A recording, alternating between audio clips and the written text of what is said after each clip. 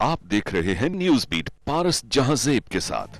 दहशतगर्दी के खतरात, मौशी खतरात, समाजी, सियासी और मजहबी खतरात, क्या इन खतरात के अलावा हमारे पास कुछ और है सोचने के लिए? ये हैं वो बीट्स जिन पे बात करेंगे आज न्यूज बीट में मारूफ दानिश्वर हसन निसार साहब से।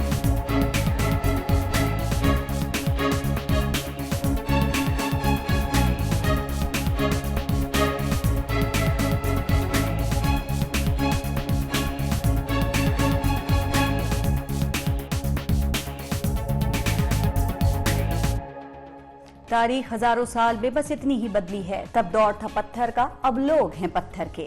मौजूदा सूरत हाल में क्या होना चाहिए? क्या इस वक्त अपने आप से ये सवाल होना चाहिए कि ये क्या हो रहा है, या इस वक्त अपने आप से ये सवाल होना चाहिए कि जो हो रहा है ये क्यों हो रहा है? ये अपनों की नादानी है, मेहरबानों की मेहरबानी है, करम फरमाओं की करम फरमाई है, दुश्मनों की दुश्मनी है, शरपसंदों की शरारत है, या गैरों की अदावत है? क्या वजह है कि हमेशा की तरह आज भी हम सियासत के झमेलों में, गटर के ढक्कनों में, सी पैक के इख्तिलाफात में, LNG के इत्तफाकात में उलझे हैं? और पाकिस्तान की तारीख के सबसे बड़े मेन होल बल्कि ब्लैक होल दहशतगर्दी पर ढक्कन अभी तक पूरी तरह नहीं लग सका।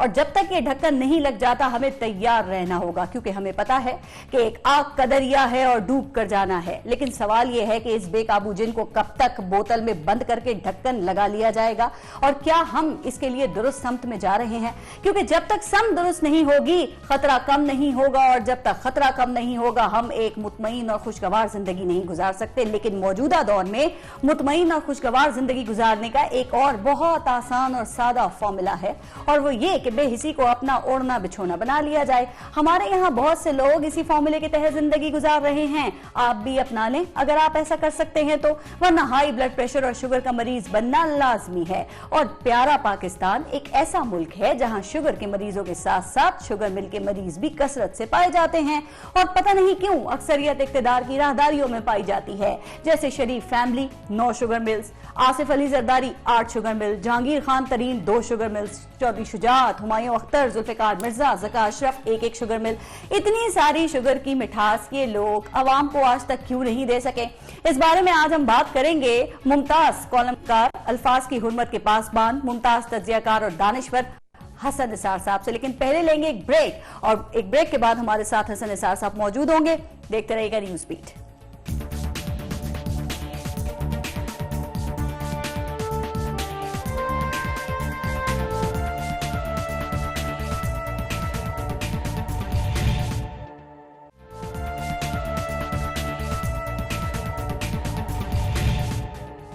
हसन निसार साहब अस्सलाम वालेकुम सर, और बहुत शुक्रिया प्रोग्राम के लिए वक्त निकाला आपने। वालेकुम सलाम, thank you for inviting me. Hasan Nisar साहब, 4 सतह वाक़े के बाद ख्वाजा आसिफ ने कौमी असेंबली में ये कहा कि हम हाथों से लगाई हुई गिरोहों को दांतों से खोल रहे हैं। तो क्या हम इसे एक तारीख का सच समझ लें? हम इस बात का एतराफ कर लें कि ये जो गिरहें हैं ये हमने खुद लगाई हैं, बंदर के हाथ में उस तरह हमने खुद दिया है, और अब वो वापस लेना मुश्किल हो रहा है? क्या आप इन बातों से इत्तेफाक करते हैं? जी, इससे तो कोई इनकार कर ही नहीं सकता। बुजुर्गों के या बड़ों के कह लें आप किए हुए कामों की कीमत नस्लों को अदा करनी पड़ती है, और ये ज़ियाउल हक के दिए हुए जख्म हैं जिनसे खून बहना बंद नहीं हो रहा। हम लोग एक बात को नज़रअंदाज कर रहे हैं, और वो ये कि जितने सालों में हमने ये अफरीद, ये सांप, ये भेड़िए पाले, कम से कम उसका कुछ चौथाई हिस्सा, कोई 1/5, 1/6 वक्त तो कम से कम हमें देना चाहिए to overcome this problem. Sir देखें, इतने अरसे से हम नुकसानात उठा रहे हैं। अभी जो आपने बात की, अक्सर लोग बात करते हैं कि हमें जल्दी नहीं करना चाहिए, हमें ओवर रिएक्ट नहीं करना चाहिए। तो फिर हसन निसार साहब ये बताइए कि हमें कितना इंतजार करना चाहिए, और क्या हम ये देर के मुतहम्मिल हो सकते हैं, ताखीर के मुतहम्मिल हो सकते हैं? इसमें मैंने जो पहले गुजारिश की आपसे कि इतने सालों में हमने ये परवरिश और हमने बड़ी मेहनत से ये कमाया है, ये बदनसीबी, ये कत्ल गारत, ये अभी आपने कहा जो कि आग का दरिया है और तैर के जाना है वाली बात, ये बड़ी मेहनत से कमाई गई। इसके लिए बड़े बड़े फलसफे घड़े गए, इसके लिए बड़ी बड़ी थेरीज फ्लोट की गई। देखें, आपने बड़ी बड़ी तवील मारें खाई हैं। आपने यहाँ सिखों का राज भी देखा है, इसी पंजाब में जहाँ की हम बात जहाँ बैठे हैं, मैं बैठा हूँ, आप बैठी हैं जी।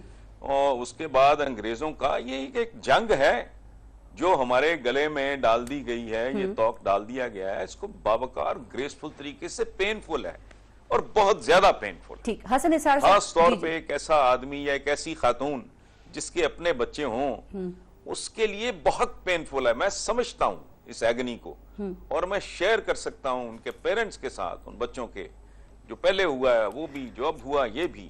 But is there any way out? जी सर, देखिए बदन सवाए से खून, इसके कि सब्र, जब्त और तहम्मुल। जी जी सर, बदन से खून रस्ता क्या रहेगा तो एक वक्त में ज़ाहिर है निकात तो होने लगती है, लेकिन एपीएस के बाद एक प्लान बना था जिसे नेशनल एक्शन प्लान कहा गया जा रहा है और आपको पता है कि जी, इसे 1 साल से जायद का अरसा हो गया है। अब इसी दौरान एपीएस के बाद फिर ये 4 सद्दा का वाकया भी हो गया। मैं पूछना ये चाह रही हूँ हसन निसार साहब कि ये नेशनल एक्शन प्लान के बाद आज हम कहाँ खड़े हैं? क्या कुछ कामयाबियां हमें मिली हैं या हम वहीं खड़े हैं जहां से हम चले थे? उसमें मेरी गुजारिश ये है जी, ऑब्जर्वेशन मेरी ये है कि फौज तो ऑल आउट, उनकी परफॉर्मेंस सबके सामने है, वो कर रहे हैं। बाकी नेशनल एक्शन प्लान का जहां तक ताल्लुक है तो 3 लफ्जों पर मुश्तमिल है ये।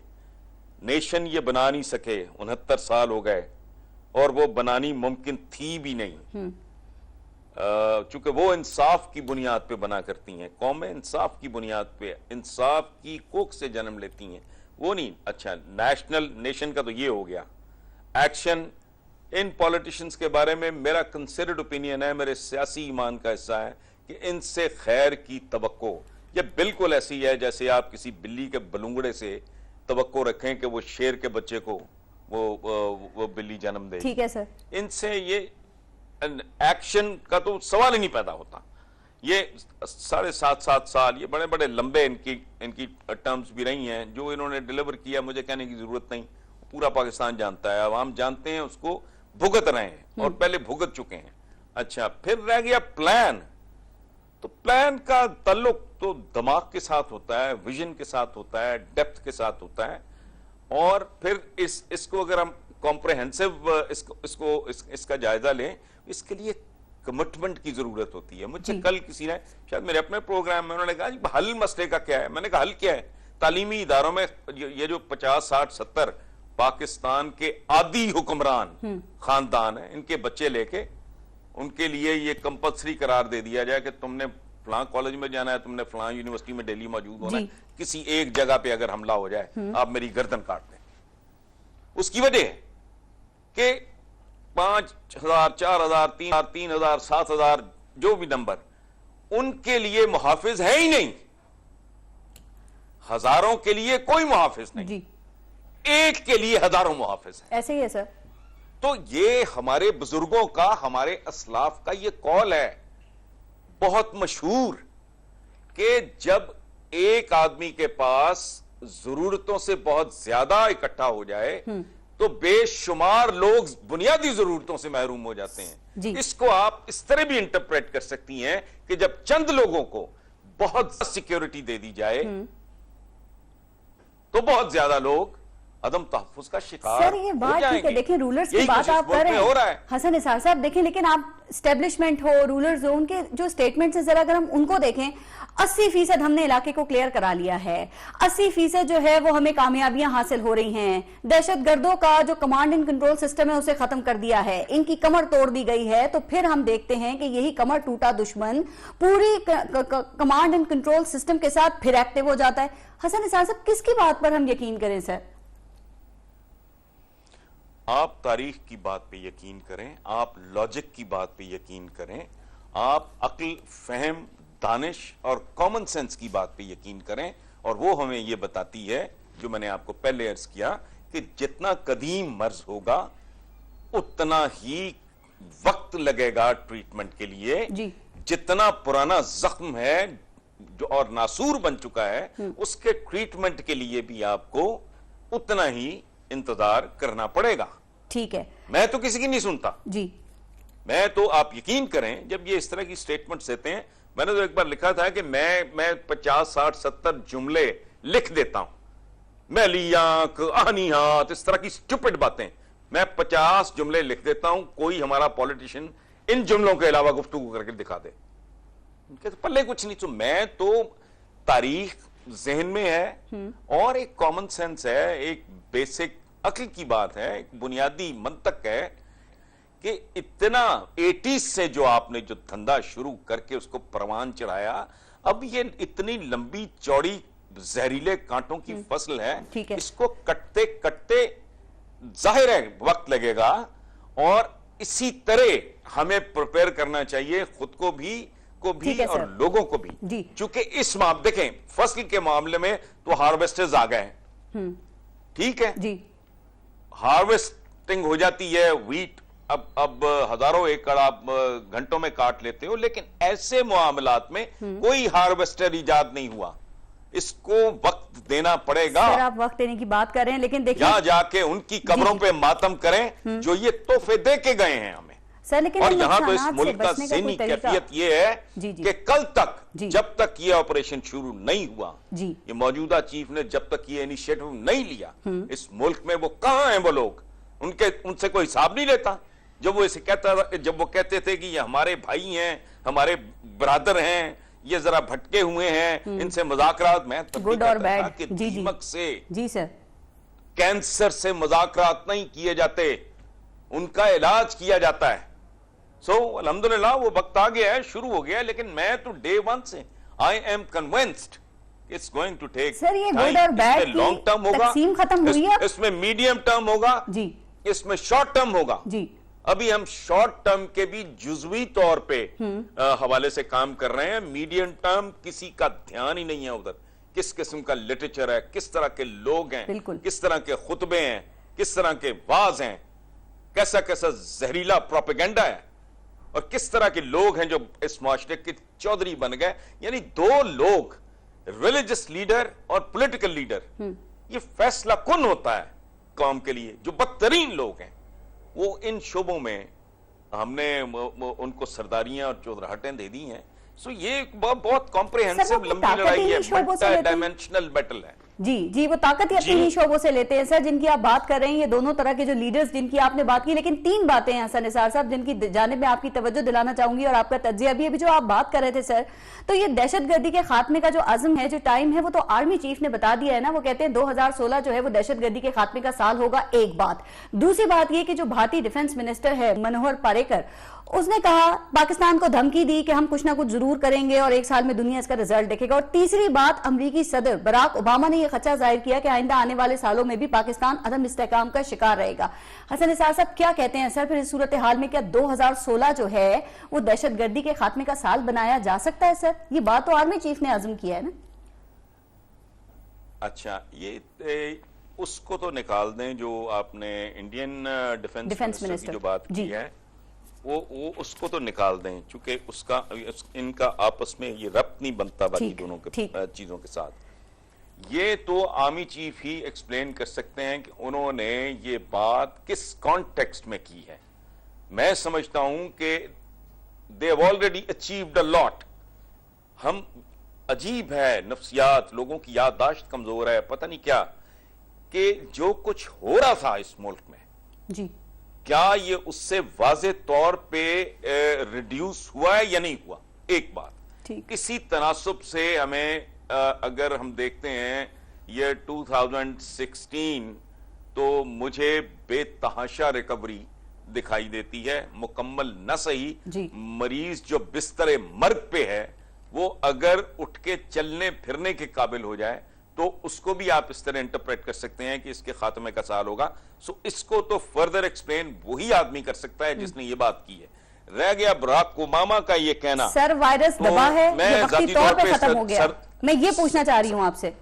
नहीं, मेरी गुजारिश सुन लें। ये इस पे सरताज अजीज साहब ने भी कोई, जिन्होंने कहा कि ग्राउंड रियलिटीज का पता नहीं है सदर को। हाँ, कल्चर्ड आदमी है वो, लेकिन पहली बार मेरा ख्याल है उन्होंने भी को बड़कनुमा किस्म की बात की है। सिंपल रीजन है, सादा बात है। बराक ओबामा ने जो कहा है वो दिखाई दे रहा है, को मुआवजा हो जाए तो मुझे नहीं पता, लेकिन कि जी खासा अरसा अदम इस्तेहकाम को सिर्फ आप कन्फाइन ना करें इस तरह की नंगी दहशतगर्दी तक जी। मुल्क की प्रैक्टिकली सूरत हाल क्या है? माइनस दहशतगर्दी इस मुल्क को खाने के लिए अपना आप ही काफी है। इसकी सिर्फ जिस शरह से आपकी आबादी बढ़ रही है पारस, आप यकीन रखो सारा कुछ इस मुल्क का ठीक हो जाए। अगर आज आपसे 20 करोड़ आदमी नहीं संभल रहा, 4 करोड़ बंदा रोजाना हेपेटाइटिस से मर रहा है, 80% of the people they do not have access to clean drinking water. तो जब ये माल्थस की थियरी ऑफ पॉपुलेशन के तहत जब ये 40 करोड़ होगा, कौन संभालेगा इसकी? अल्लाह माफ करे खाकम बदहन, इसकी बर्बादी के लिए सिर्फ इसकी बढ़ती हुई आबादी काफी है। फिर ये मुआशरा है क्या? आपके 7 स्टार रेस्टोरेंट्स में छापे पड़ते हैं, हर एक गंदगी का ढेर निकलता है जी। आलाइशों गंदगी के ढेरों से आपको किंग ऑयल बनाते हैं। 2 नंबर दवाएं हैं, सस्ती दवाएं अप्रूव नहीं करते चूंकि खांचे नहीं लगते जी। वकीलों ने जजों के गिरेबान पकड़े हुए हैं, स्टूडेंट्स ने टीचर्स के गिरेबान पकड़े हुए हैं। इस सोसाइटी के बारे में सरताज अजीज साहब कहते हैं ग्राउंड रियलिटीज का नहीं पता। चलो बराक ओबामा साहब को तो नहीं पता होगा, मुझे तो पता है, मैं अंधा हूं सर। एक मैं बात जंपल हूं यहां की। सर मैं वही जानना चाह रही थी। लंबी फेरिस्त में आपको गिनवा सकता हूं। जी, जी। रह क्या गया है सोसाइटी के पल्ले? एक वाइल्ड किस्म का एक हुजूम है। कौम तो बहुत बड़ा लफ्ज है भाई, एक हुजूम है, और हुजूम भी ऐसा जिसमें किसी ने कोबरे सांप छोड़ दिए हैं। लोग एक दूसरे की गर्दनों पे। आपका कल्चर क्या है? बेशर्म बेहया। एक बंदा जो नेशनल असेंबली का उम्मीदवार है, उसे कहते हैं कि तुम्हारे पोस्ट ग्रेजुएशन में या ग्रेजुएशन में तुम्हारे सब्जेक्ट क्या? टीवी पे बैठ के बेहया कहता है, मुझे तो याद नहीं है।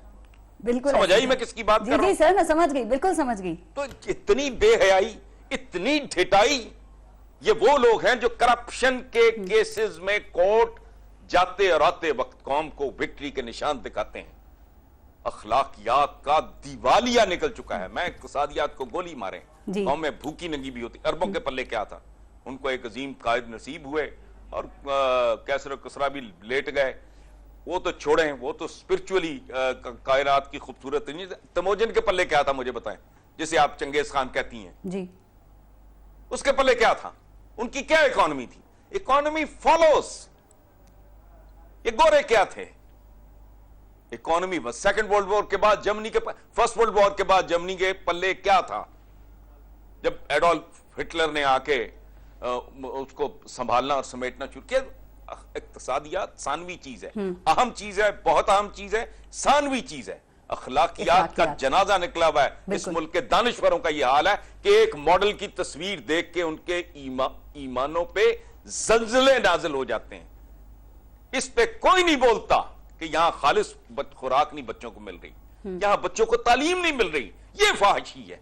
कंसर्न्स नहीं होंगे ना इनका सर? इंटेलेक्ट का लेवल ये है कि एक जिस्म, ये देखे बात सुने जी, मलबूस और मशरूब, ये है इनकी अखलाकियात का टोटल पैमाना। हम झूठ बोलते हैं, शर्म नहीं आती? इस पे कोई नहीं बोलेगा। खालिस खुराक नहीं मिलती, जेन्युइन दवा नहीं मिलती, बेरोजगार को रोजगार नहीं मिलता। लाहौर जैसे शहर की जाके असल शक्ल तो देखें कभी। मुझे किसी ने को आए हुए थे कुसैन से, को लोग के जी लाहौर तो यूं। मैंने कहा बात सुनो, ये लाहौर नहीं है।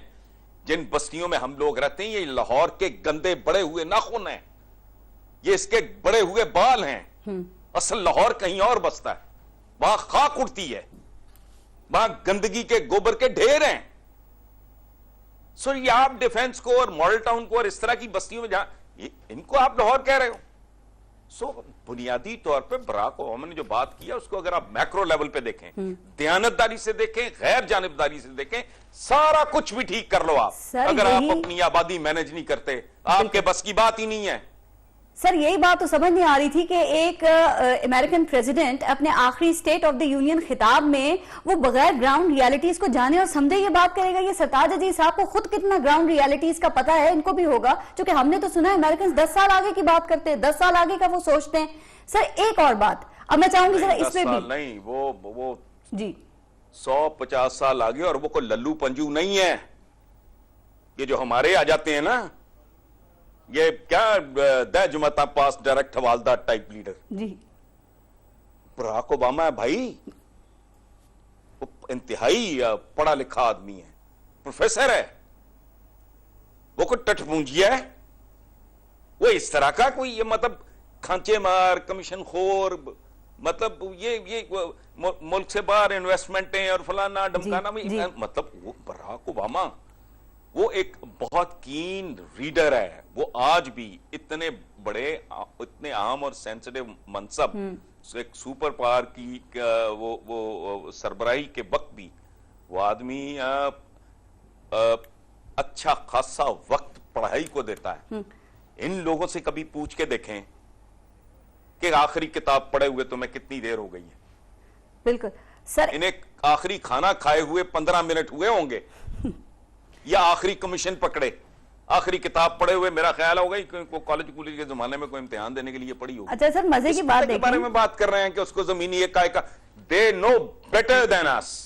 सर उनको तो जवाब, असल हालात सरताज अजीज साहब ने उनको तो जवाब दे दिया ना कि ग्राउंड रियलिटीज का नहीं पता, लेकिन ये जो भारतीय वजीर दिफा है और इनकी जो धमकी है हसन निसार साहब, इसका जवाब नहीं दिया गया। क्या ख्याल है, इसको कितना संजीदगी से लेना चाहिए? क्या मोदी सरकार से इस बारे में पूछना चाहिए या मोदी की आनिया जानिया ये काफी है इनसे मोहब्बत कायम करने के लिए? सिर्फ ये इनमें पागलपन और हिजान पाया जाता है मोदी साहब की तरफ, लेकिन जी if they are coming to terms, उनमें कुछ ज्यादा कुछ जोशीला हो गए तो नीम पागल से लोग हैं।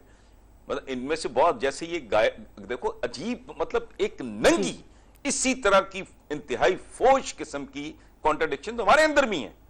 वो गाय माता गोश्त उसका एक्सपोर्ट कर रहे हैं, यानी अब्बा जी इनके बैल हो गए। मतलब ये इंसान की कदर कीमत नहीं है। और ये गाँव, ये इनके एबनॉर्मल जो इन्होंने अपने स्टार्स के एक्टर्स के साथ किया है। हाँ, बिल्कुल। मैं तो मुद्दत हुई, मैं तो मुझे तो सिनेमा से कोई दिलचस्पी 70s के बाद ही नहीं रही। ठीक है, लेकिन बाकी जिस तरह ये इनका ओवरऑल बिहेवियर, तो एक नीम पागल हमारे यहाँ नहीं कहते हैं। कैसी कैसी स्टेटमेंट्स हैं, मखाना देते हैं, बंदा सोचता है कि यार इसको या अकल नहीं है या शर्म नहीं है। शर्म, बिल्कुल शर्म भी नहीं आती झूठ बोलते हुए। सेंसिबल बंदा तो बिल्कुल सर, हमारे यहाँ भी इस तरह का एलिमेंट है, उसको छोड़ें। बट ये देखें, बुनियादी तौर पे ये अरबों इंसानों की जिंदगी का सवाल है।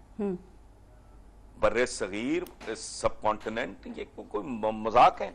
ठीक। और ये यहां तक ही महदूद नहीं है। खुदा ना खास्ता बात हाथ से निकल गई तो फिर सबको पता है। मैंने किसी को क्या समझाना बताना है। सर एक और मामले पे भी मैं आपसे जरा बात करना चाह रही हूँ, और वो है सऊदी अरब और ईरान का मामला। और आप जानते हैं कि इसमें हमारी हुकूमत सालिसी की कोशिश कर रही है। हसन निसार साहब, क्या ये जो सालिसी है हमारी, इसको माना जाएगा? और वो जो 34 ममालिक में पाकिस्तान ने शमूलियत इख्तियार की है, आपके ख्याल में ये एक बेहतर फैसला है? नहीं, वो चूंकि OIC भी बनी थी, इसका छोड़े इस तरह के क्या इत्तेहाद शेतहाद, इनका तो आज तक कोई सर पैर कोई सामने नहीं आया, ना कोई जवाब दे सका है। बाकी रह गया ईरान और सऊदी अरेबिया का, तो ये सदियों पुराना नफरत का रिश्ता है। आप पुरानी पर्शियन अगर शायरी पढ़ें तो उसमें अरबों के बारे में वो बड़ी हकारत से कहते हैं कि ये, मतलब मैं क्या बोलूंगा, कि ये गो खाने वाले, गो चूंकि वो खाते हैं, वो किल्ला नुमा एक जानवर होता है, वो बड़ी डेलिकेसी समझी जाती है अरब वर्ल्ड में, खाई जाती है। वो गलती से मैं भी एक बार खा चुका हूं, मुझे तो पता चला कि मैं ये खा बैठा हूं। वो हलाल है वैसे, लेकिन चूंकि हम मादी नहीं है, सो पाकिस्तान का तो बनता था इस तरह का रोल। अब रह गया कि जी लेवरेज क्या है, फलाना है, टमकाना है, तो वो मैं आपको एक बात बता दूं जी, एक हद से तजावुज करना ना ईरान अफोर्ड कर सकता है। उसकी करेंसी का हाल हम जानती हैं आप। अब सैंक्शंस वगैरह लिफ्ट हुई हैं, उनको थोड़ा सांस लेने का मौका मिला है, ना वो अफोर्ड कर सकते हैं, और सऊदीज तो बिल्कुल नहीं कर सकते। उनकी तो तारीख ही कोई नहीं है। ऑटोमन अंपायर में भी जो फौज थी उसमें मिस्री थे, जॉर्डेनियन से, हर जगह के लोग थे। जब वो 2-3 बर्रे आज़मों पे हुकूमत थी, सल्तनत उस्मानिया की मैं बात कर रहा हूं, तब भी ये लोग तो नहीं थे। ये तो सदियां हुई, ये लड़ना मरना भूल गए हैं। इनका तो जो सद्दाम के साथ पड़ा पड़ा था, एक मिनट, बड़ी दिलचस्प बात, ये इनका एयर फ्रांस के साथ एग्रीमेंट हुआ था फॉर 3 हॉट मील्स। पेरिस से आएंगे ये सिपाही, माशाल्लाह, इनके लिए गर्म नाश्ता और लंच और डिनर इनको पहुंचाया जाएगा। मतलब दीज आर द काइंड, मतलब ये अब क्या लड़ना है इन्होंने, और उनके अपने हाथ बड़े बंधे हुए हैं। सर देखें, लेकिन हम सालिसी की कोशिश कर रहे हैं, और बड़ी रीजंस हैं, दोनों मुल्क नहीं चाहेंगे उनको फेस सेविंग के लिए। सर मैं अगर यहाँ पाकिस्तान की बात करूं, देखिए हमारे यहाँ इनकी प्रॉक्सी वॉर लड़ी जा रही है और हमें उसके आसार नजर भी आते हैं। हसन निसार साहब, क्या हम सालिसी की कोशिश तो कर रहे हैं, हम इन दोनों ममालिक से ये नहीं मनवा सकते कि हमारे यहाँ जो ये सिलसिला है इसको खत्म करो, इसको रुकना चाहिए, हम ये हमारे लिए ये बात नाकाबिले बर्दाश्त है। सर क्या हम अपनी अहमियत की कीमत हमें नहीं लेना चाहिए आपके ख्याल में? नहीं, अहलियतों की कीमतें भीख में नहीं मिलती, छीननी पड़ती हैं। जो कुछ करते रहे हैं बहुत सारे बिरादर इस्लामी इस मुल्क में, उसका खमियाजा भुगत रहे हैं। वो ज़ियाउल हक is not the only culprit. तो वो आप अपना घर ऑर्डर रखो, इन ऑर्डर आपका कोई कमांड को कंट्रोल को विलेज कोई मॉनिटरिंग उसकी को विजिलेंस। सर क्या करें, हमें भी तो डॉलर्स चाहिए होते हैं। खैरात में तो कुछ नहीं तो बस ठीक है, फिर भुगते। सर बातें तो बहुत सारी मनवानी चाहिए। अगर आपने जाके उनके पास, अगर आपने पनाह लेनी है, खैरात भी उनसे लेनी है, पनाह भी उनके पास जाके आपको मिलनी है, तो फिर सर एक बात है जिसका वो कहते हैं ना ऊपर वाला हाथ नीचे वाले हाथ से बेहतर होता है। तो क्यों कहते हैं? इसलिए कहते हैं ना क्योंकि वो ऊपर वाला हाथ डिक्टेट कराता है। सर मुझे ब्रेक वगैरह का तो तारीख में वजूद कोई नहीं है सर, लेकिन क्योंकि इसी से रिलेटेड एक बात है, उसका जवाब आप दीजिएगा, फिर मैं ब्रेक लूंगी। वो ये कि बातें तो और भी बहुत सी मनवानी चाहिए, लेकिन एक बात ऐसी है जिस मैं समझती हूँ कि शायद हर पाकिस्तानी इसकी तायीद करेगा, और वो है रवैया सऊदी एयरपोर्ट्स पे, सऊदी अरब में जो कुछ पाकिस्तानियों के साथ होता है। सर क्या इस रवैये की बेहतरी के लिए और पाकिस्तानियों को कुछ काबिले इज्जत समझने के लिए हमारी हुकूमत को सऊदी हुकूमत से बात नहीं करना चाहिए, या ये आले सऊद के खानदान की दोस्ती सिर्फ ये शरीफ फैमिली के साथ ये काफी है? सर देखें, पूरे आलम इस्लाम का यही हाल है। ये अशराफिया है नाम नेहाद मुख्तलिफ जगह की, जिनके आपस में तल्लुकात होते हैं। बाकी सऊदीज कैसे ट्रीट करते हैं पाकिस्तानीज को, तो मैंने तो इसका बेतहाशा लंबा तवील और दर्जनों बार इसका मैंने मुशाहिदा किया है। आजकल ही हमारे किसी दोस्त ने लिखा था कि रफीक वो रफाकत के और दोस्त के मानों में रिडिकुलस, उताल रफीक वो हिकारत से।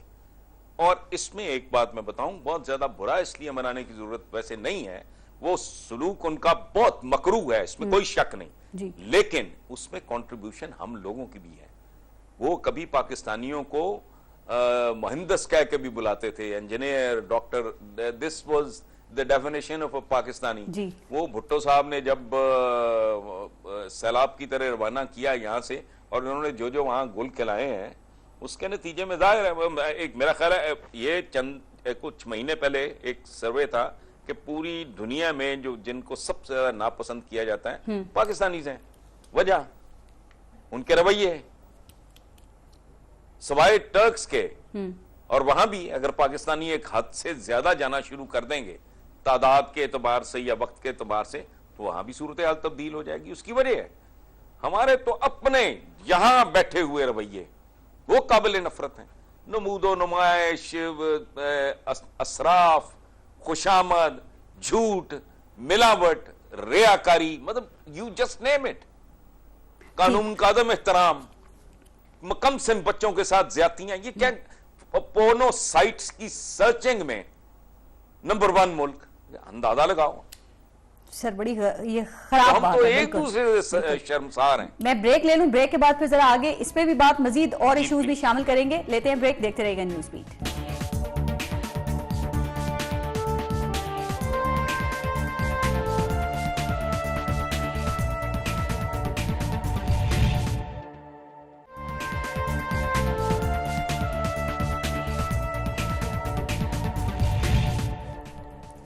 अच्छा हसन निसार साहब, अभी ब्रेक से पहले जब हम बात कर रहे थे तो आप इक्तिसादियात की भी बात कर रहे थे, मौशी पॉलिसी का भी आपने जिक्र किया। अब मैं जरा उस पर थोड़ी सी आपसे बात करना चाहूंगी। ये जो हमारे मोहतरम वजीर खजाना है ना, इनकी जानिब से ये खुशखबरी सुनाई गई है कि इस साल IMF से निजात हासिल कर ली जाएगी।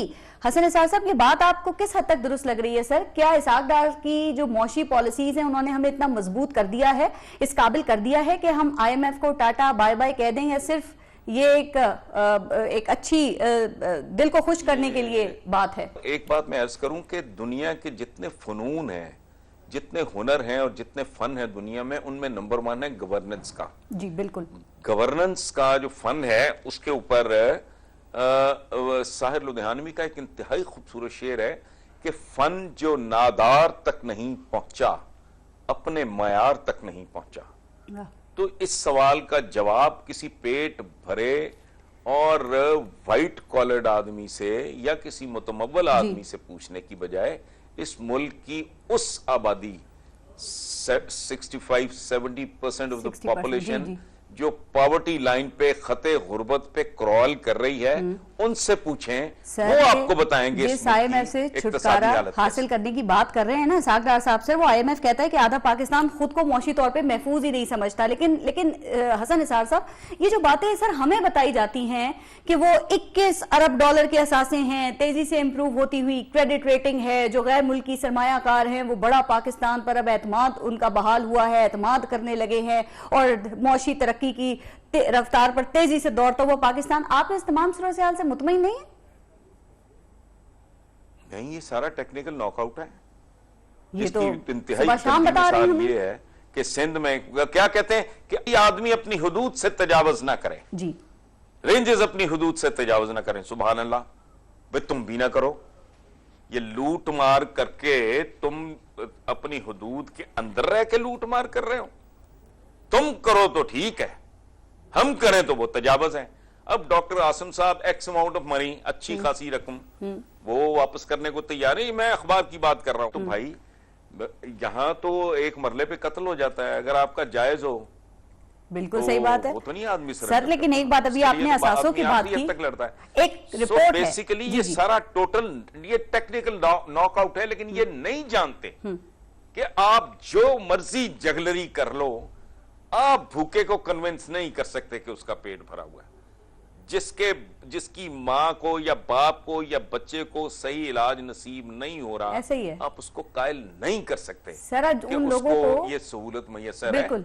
ये कैसे बताएंगे सर कि वो वाकई लोग बड़े अदम तहफ़्फ़ुज़ का शिकार हैं कि कल नौकरी होगी नहीं होगी, खाने को होगा नहीं होगा, ये जीने के असबाब होंगे या नहीं होंगे। लेकिन हसन निसार साहब, ये जो LNG और CPEC पे इनकी शफाफियत पर सवालिया निशान उठ रहे हैं, तो क्या ये सिर्फ इशूज बनाए जा रहे हैं या वाकई ये ऐसे सवालात हैं जो जवाब के मुंतज़िर है?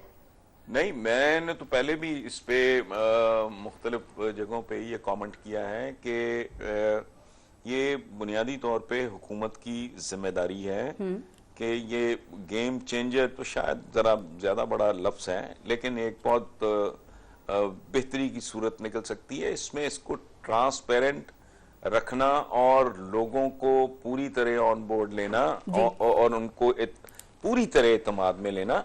और मैं कत्तन रत्ती बराबर इस मामले में शक नहीं, सच्ची बात मैं आपको बताऊं करता। उसकी वजह है कि अगर कहीं भी डंडी मारी गई तो कोहराम मचेगा। जैसे पिछले दिनों थोड़े से अभाम और कंफ्यूजन के नतीजे में आपको एक खास तरह की टेंशन दिखाई दी थी, और मैं सच्ची बात है परेशान था कि ये इनको हैंडल कर लेना चाहिए। और अब तक की सूरत हाल तो यही है कि इन्होंने सर, लेकिन मसला ये ना देखें, ये हमारे हुक्मरान हमें बताते हैं कि 2017 में लोड शेडिंग जो है ये बहरान खत्म हो जाएगा लोड शेडिंग का। फिर ख्वाजा आसिफ असेंबली में कहते हैं कि 2017 में तो ये बहरान खत्म होना नामुमकिन है। तो ये हमसे इतना झूठ क्यों बोलते हैं? हमारे जो टैक्स का पैसा है वो इन प्रोजेक्ट्स के अंदर लग रहा है ना हसन निसार साहब, तो आवाम को सच बताएं, फिर मसला ही नहीं होगा। नहीं, प्रॉब्लम यह है कि उन अवाम को सच बताया जाता है जो एक दूसरे के साथ भी सच बोलते हैं। सच्ची बात यह है कि इस मुल्क में कैरेक्टरलेसनेस जो है ये बिल्कुल एक जिसे कहते हैं ना ताउन की तरह या वायरल हो गई है। आई डोंट नो, हर आदमी अपने हिस्से का जो है ना वो कोई कम तोल के कर रहा है। जिसकी चोंच है वो चोंच के बराबर इस मुल्क का मांस नोच रहा है, जिसका जबड़ा है वो जबड़े के मुताबिक नोच रहा है। तो कोई कम नहीं है। हम कौन से कम हैं? अगर हुक्मरान हमारे साथ सच नहीं बोलते, हम एक दूसरे के साथ कहां सच? तो सर, जैसी कौम फिर वैसे ही हुक्मरान है। हमारी तो तारीख झूठ का पलंदा है। हमारी तो तारीख झूठ का पलंदा है। जो यहां से औरतें अगवा करके ले जाते गए, उनको लेके जाते रहे। मैंने जैसे पहले कहा, जो फसलें लेके जाते रहे, जो दौलत लूट के लेके जाते रहे, जो कई कई दिन का लगातार कत्लेआम करते रहे, उनको आपने हीरो बना के पेश किया हुआ है। यहाँ ठीक, हसन निसार साहब, लोगों को कन्विंस किया आपने। बहुत शुक्रिया सर, टाइम खत्म हो गया प्रोग्राम का। बहुत शुक्रिया प्रोग्राम में शिरकत करने के लिए। हमें पता है कि दुनिया में आगे बढ़ने के लिए हमें अपना तर्ज अमल ठीक करना होगा, लेकिन सवाल ये है कि क्या हमें अपना तर्ज अमल दुरुस्त करने की ख्वाहिश भी है? सोचिएगा, अपना और अपने मुल्क का ख्याल रखिए। पारस जहां से को इजाजत दीजिए, अल्लाह ने के बाद।